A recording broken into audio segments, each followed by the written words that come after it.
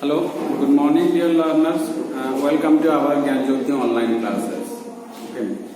So today we will discuss about the last chapter of our geography subject, and chapter name is Lifelines of National Economy. Okay. As we have already know about that some portion of our of our SST book as well as from another chapter, the government has deleted some portion or portion, or you can say some chapter. Okay, and government would reduce course to 70%, or rest of the 30% portions would has been, you can say, deleted by the government. Okay, so I think your pressure, you can say, will be low, and I think it will be easy for to study about the subjects. So this is the last chapter of our geography book, and the chapter name is what? Lifelines of National Economy. So in this chapter we will mostly discuss about the transport facilities which are, you can say, laying off in our country, like the roadways, railways, airways, waterways and pipeline. And these ways, or you can say this transport or this communication facilities, you can say all ways you can give a economic benefit or economic development to a nation, to a country. So especially in India, okay, this type of transport facilities are always helping the, you can say, economy sector of our India. Okay, as the pace of development, we must depend upon this transport facilities. Every countries are, you can say, depends upon this transport facilities like roadways, then you can say railways, airways, waterways and pipeline. Through these ways, a nation can able to, you can say, transport many variety of goods to import and export from another nation, as well as to, you can say, send different type of goods from our nations also.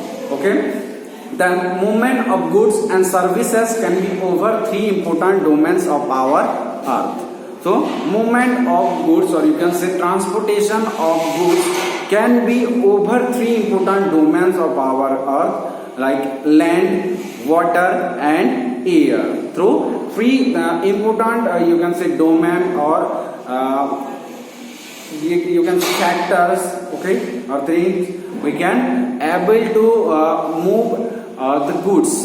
Okay, after that there are five transport system in India. I am right here that five transport system in India which help to national economy, which helps to movement the goods, or you can say which helps to transportation the goods. Okay, first roadways, railways, airways, waterways and pipeline. These are the five variety of, you can say, transportation system which are placed in India. Okay, so let's discuss about the first transportation facilities, which is what? Roadways. So India has one of the largest road network in the world, totaling about 2.3 million km at present. 2.3 million kilometers.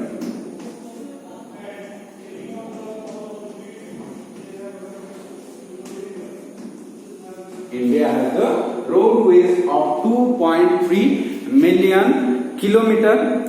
Then let's discuss about the roadways, advantages of roadways over railways. Okay, or you can say let's discuss about the differences between railway and roadways. Means how the roadways facility is more beneficial than other than the railways. Okay, let's discuss about factors which is create a huge difference among roadways and railways, that the roadways is more, you can say, beneficial for us other than railways.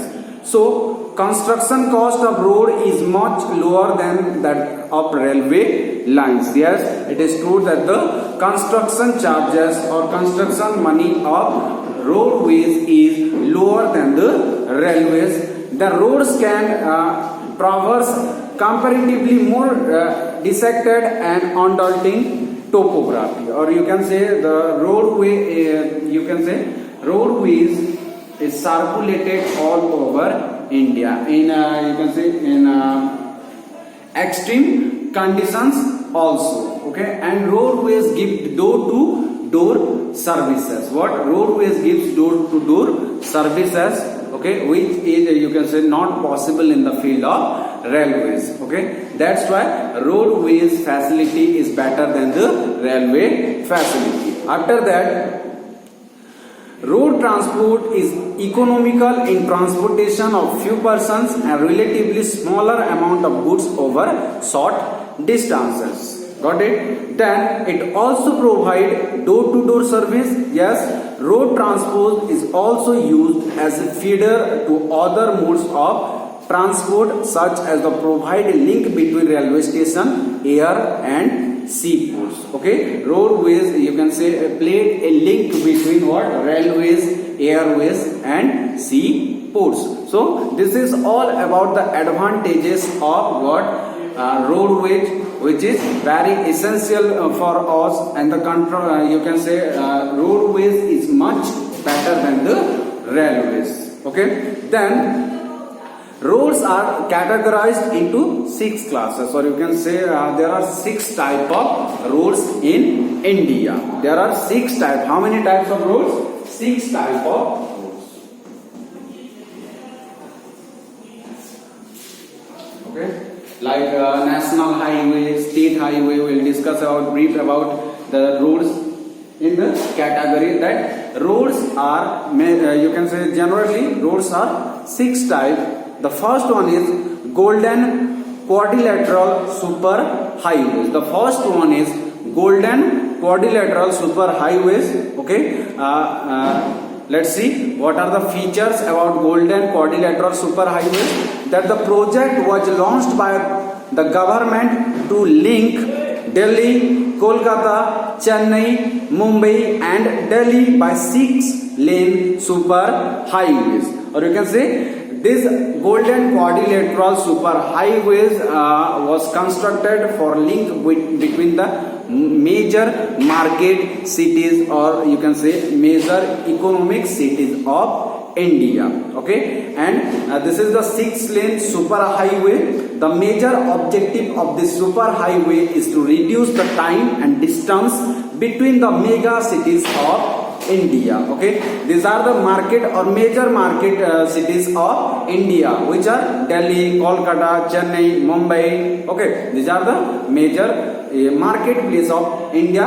That's why the Indian government constructed golden quadrilateral what super highways, which has 6-lane capacity. Okay, and it was made for to reducing the time time for the transportation of goods. Okay, after that the projects are being implemented by the National Highway Authority of India. Okay, or NHAI, or you can say the quadrilateral highways in the supervision of NHAI, or National Highway Authority of India. After that, the second one is National Highway. There are the primary road system and are laid and maintained by the Central Public Works Department, CPWD, what handle the every you can say aspects of national highway. Then state highway, roads linking a state capital with different district headquarters are known as state highway. These are constructed and maintained by the State Public Work Department, or you can say PWD handle the state highway system, CPWD handle the national highway system. Okay, in state and union territories. In union territories, in state level, the PWD or Public Work Department handle the you can state highways works. Then district roads. After that, the fourth one is district roads. These roads connect the district's headquarters with other places of the districts.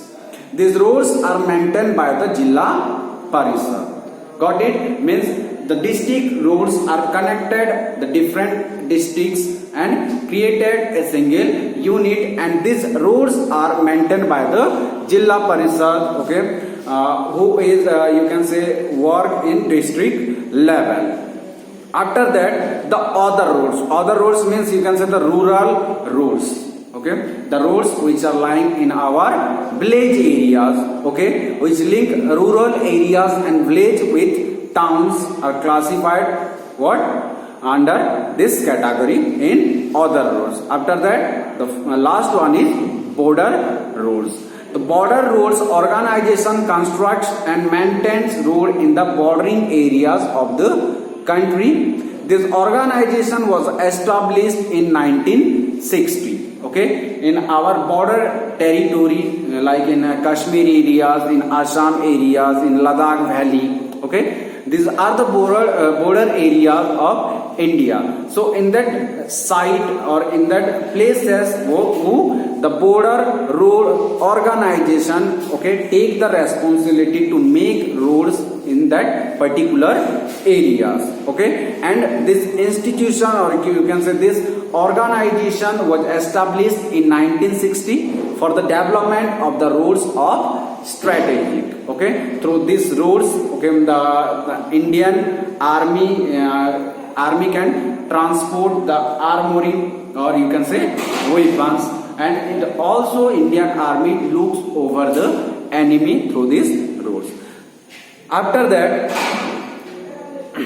classification of roads on the basis of the type of material used for their construction. So on the basis of type of material by which the road is constructed, okay, that after that the you can say by the metal or by the metallic infrastructure, the roads are also classified into two groups. What? The metal roads and on metal roads. The metal roads and on metal roads.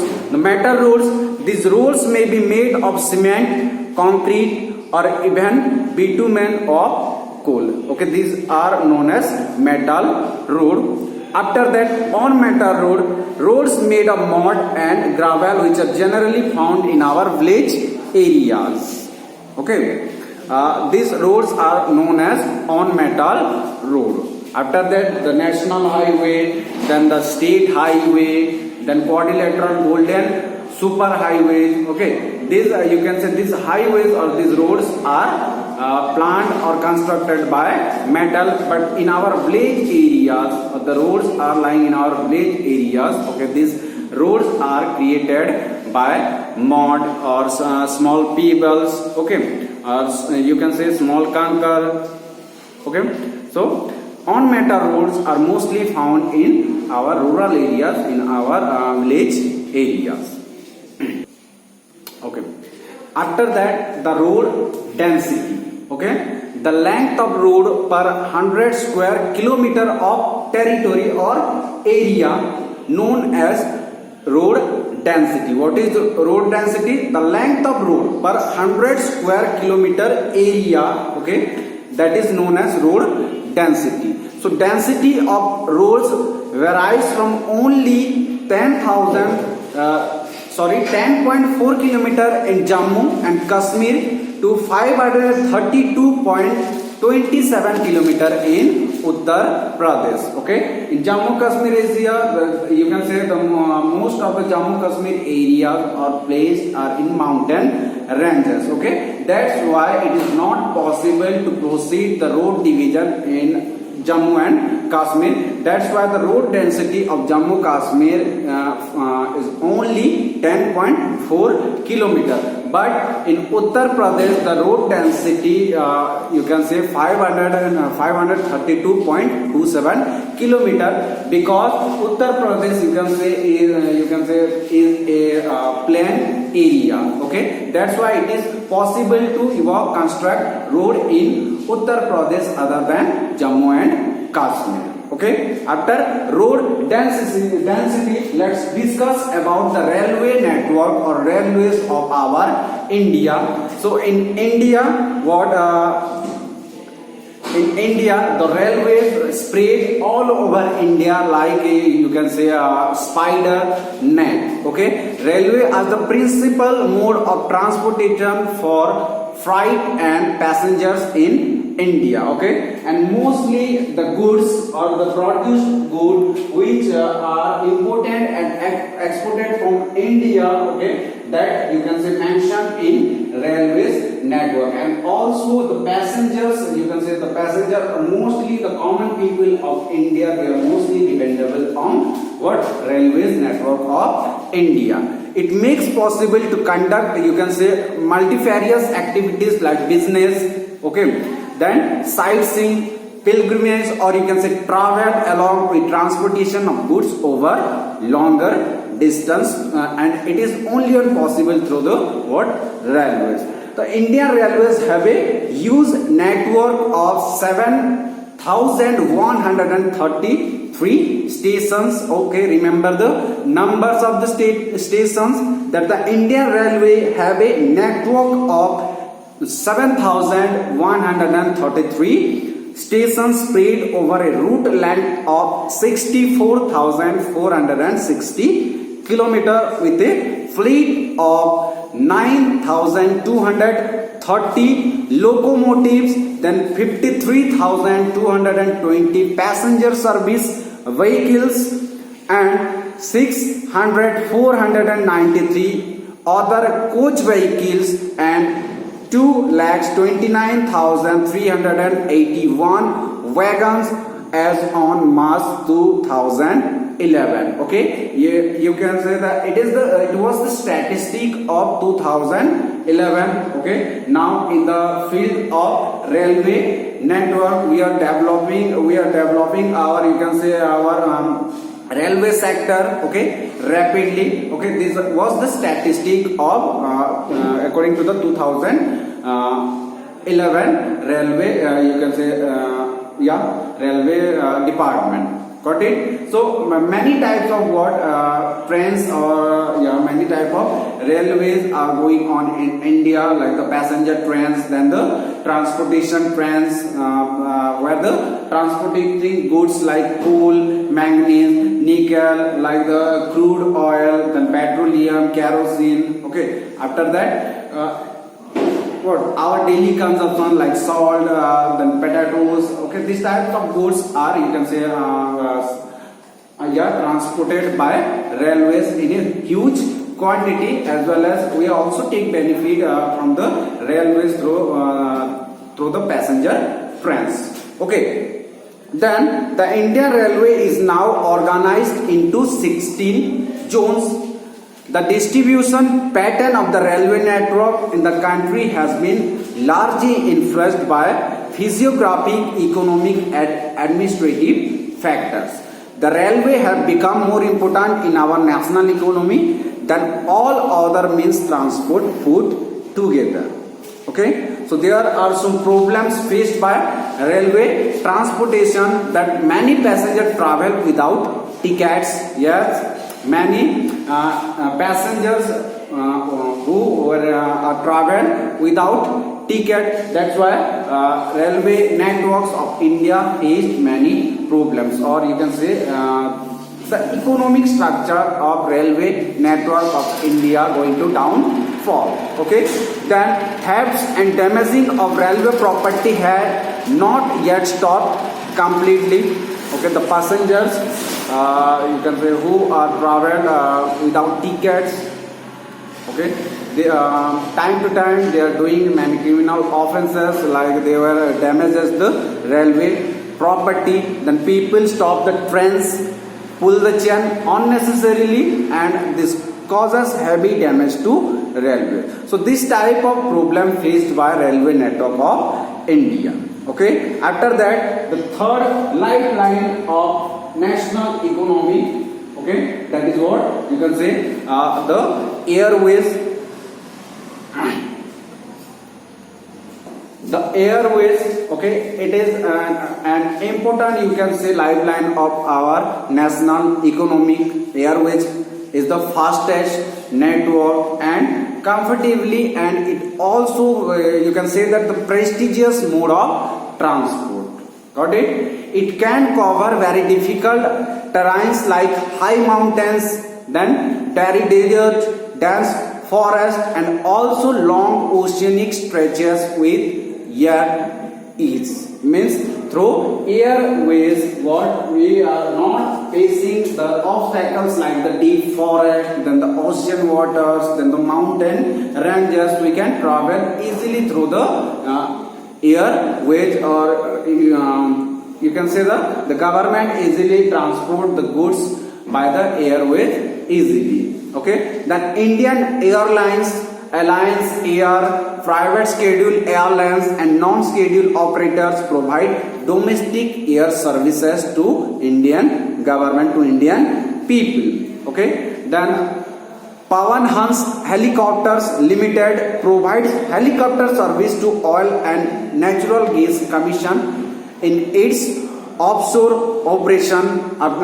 Then Air India, it also provide you can say aeroplane facilities to the business class people. Then Air Asia, okay, we can avail the facility of Air India, Air Asia, okay, like Pawan Hans Helicopter Limited, it also provide helicopter to Oil and Natural Gas Commission of India, okay, to inaccessible area and difficult terrains. Got it? So there are two types of airports in India.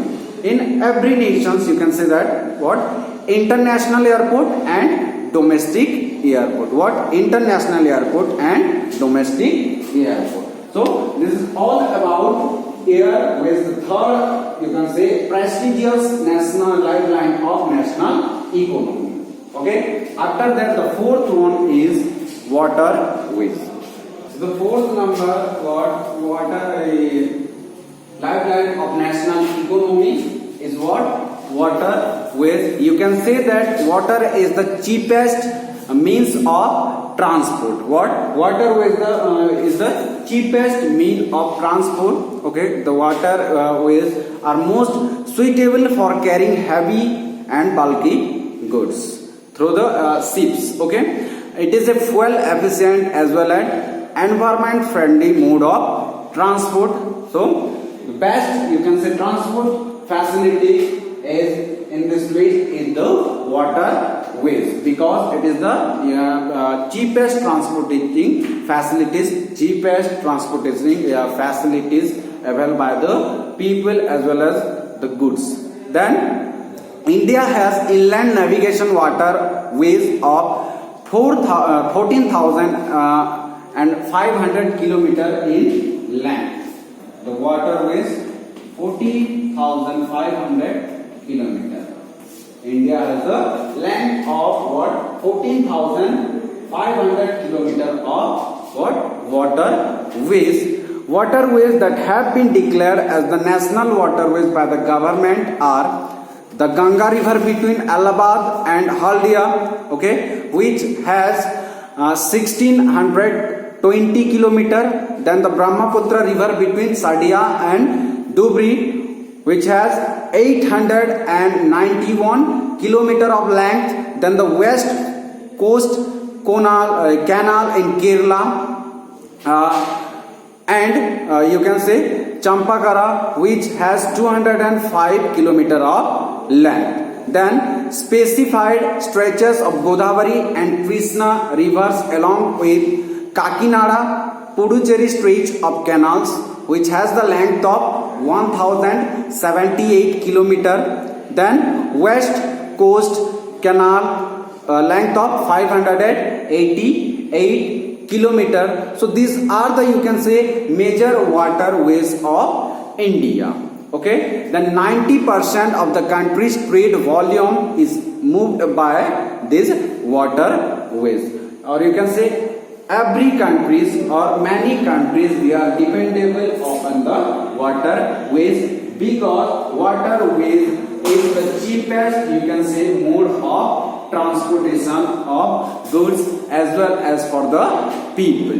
Okay, some of the major seaports of India, which is placed in you can say Kandla port, then Mumbai port, the Jawaharlal Nehru Port, then Marmago Port, New Mangalore Port, okay, and the port placed in eastern coast, eastern seashore areas are what?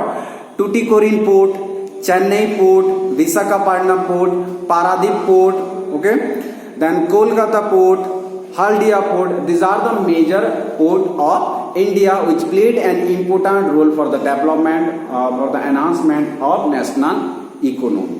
Okay, after that our last line is the pipelines. Through what? The natural gas, then crude oil, then petrol. Okay, these types of, you can say, liquid goods are transported. The pipelines transport network is new in India. These are used for transporting crude oil, yes, petroleum products and natural gas from oil and natural gas fields to refineries, fertilizer factories and big thermal power plants. Then there are three important network of pipeline transportation in the country. Only three pipeline facilities, what you can say, circulated in India, from oil field in Upper Assam to Kanpur via Guwahati, then Barauni and Allahabad. It has branches from Barauni to Haldia, then via Rajband to Maurigram and Guwahati to Siliguri. So these are the major pipeline areas, okay, which are circulated in that particular places, in that particular areas, and through the pipelines, what the transporting like crude oil, petroleum, the natural gases, okay, which are you can say transported or travel through the pipelines from the fields to the refineries to the fertilizer factories. Okay, so from Salaya in Gujarat to Jalandhar in Punjab via Biramgam, Mathura, Delhi and Sonipat, it has branches to connect Koyali near Vadodara, Gujarat, then Chakshu and other places. Gas pipeline from Hazira in Gujarat connect Jagdishpur in Uttar Pradesh via Bijaypur in Madhya Pradesh. It has branches to Kota in Rajasthan, then Shahjahanpur, Babrala and other places in Uttar Pradesh. So mostly in Uttar Pradesh, in Rajasthan and Madhya Pradesh, these pipelines are circulated. Okay, so this is all about the five type of transporting facilities: roadways, railways, airways, waterways and pipelines of India, which give a economic development or economic development in national economy. After that, the topic is about communication. What? Communication.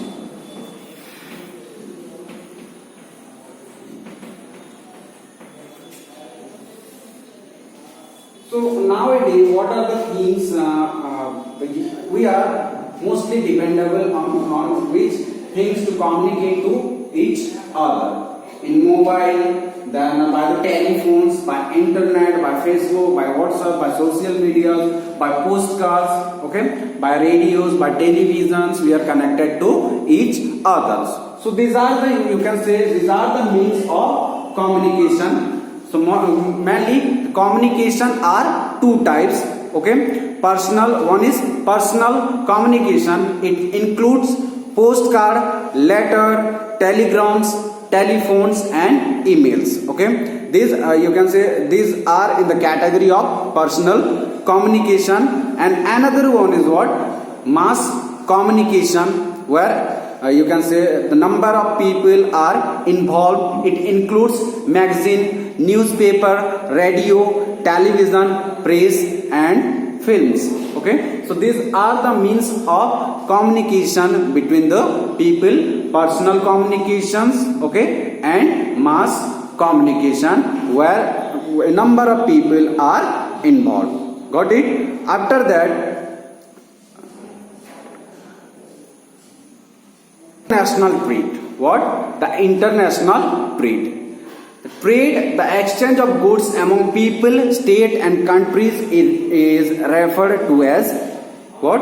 Trade. The exchange of goods among people, among states, and countries is referred to as trade. Then what is market? The market is the place where such exchanges take place. Such exchanges mean such exchanges of goods take place. That particular place is named as market, where you can say the business of selling and buying of goods are placed.